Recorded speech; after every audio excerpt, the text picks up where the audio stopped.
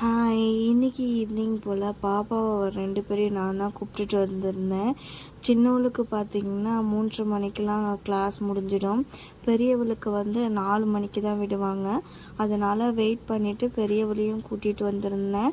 அப்போ தான் பார்த்திங்கன்னா நான் சீசா விளையாட போகிறேன், ராட்டினம் விளையாட போகிறேன்னு சொல்லிட்டு சின்னவன் என்னை கூப்பிட்டுருந்தான். சரின்னு சொல்லிவிட்டு அப்படியே கொஞ்சம் விளையாட வச்சுட்டு அப்புறம் பெரியவளை கூப்பிட்டுட்டு வீட்டுக்கு வந்துட்டேன்.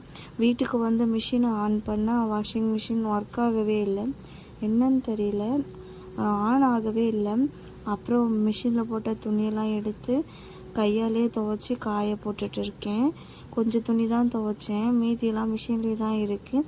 சரி, என் ஹஸ்பண்ட் வந்த பிறகு சொல்லலாம், அவர் கொஞ்சம் பார்ப்பார் அப்படின்னு சொல்லிட்டு துணியை துவைச்சி காய போட்டுட்டேன்.